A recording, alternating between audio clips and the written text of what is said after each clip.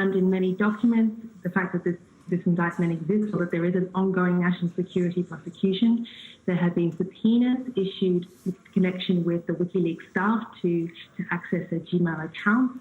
There's been documents in Chelsea Manning case which refer to the existence of this ongoing investigation into Julian Assange and WikiLeaks. So there are certainly concrete indicia that exist.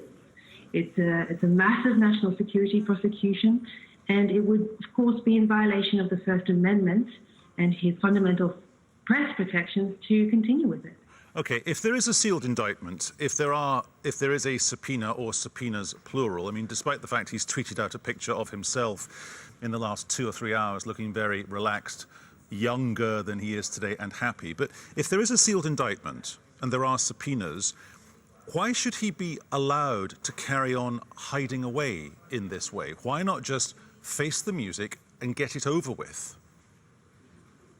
Well, Julian's not hiding away. He sought asylum, which is a protected international right.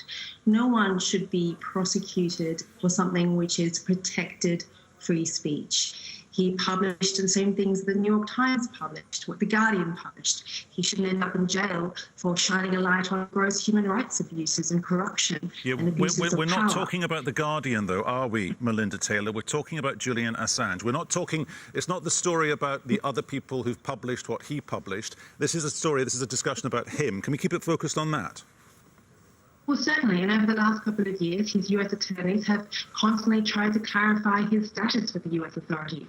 And the ball was in their court, but they consistently refused to confirm the status, which is incredibly insidious in itself. He would like to face the music, but to face the music, the US has to show its hand. He would like to defend himself, but because this has been an under seal indictment, he's been denied that right. He has been effectively detained, uncharged, for all these years. The US has been entitled to build up its national security prosecution. He's never been detained. Hang on.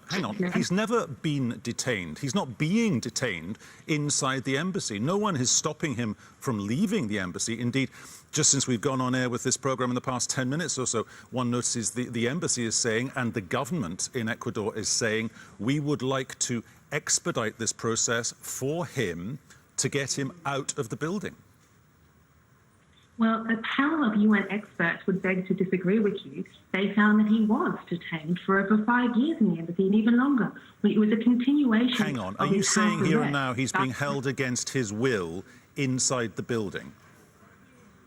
Well, basically, there's a consistent strand of case law which says that if you have to force to choose between incredible risk to your life or to remain where you are, that constitutes detention. And if that situation continues over a long period of time without any justification, it's illegal detention, it's arbitrary detention.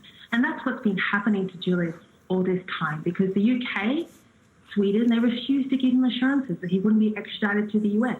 They refused to give him fundamental protection against this risk of this illegal, this unconstitutional prosecution in the US. So yes, if you can swim across a moat which is filled with crocodiles, yes, you can swim, but no one should have to face that risk. That's why it's detention. And the crocodiles wouldn't be detaining you inside the river. OK, we'll move on from that point of legal interpretation. In effect, what we're saying here is this. A 7-year legal standoff has now, I guess today, come to what looks like an end. What happens next?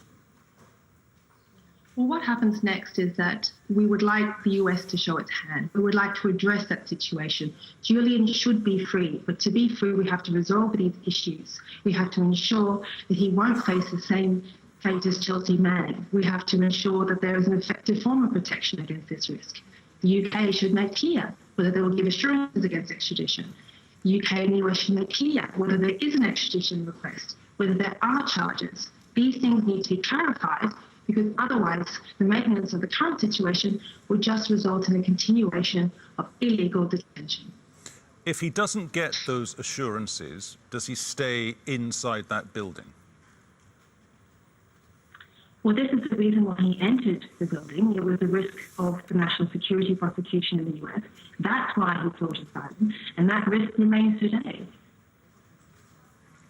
OK, thank you very much, Melinda. We will leave it there. My pleasure.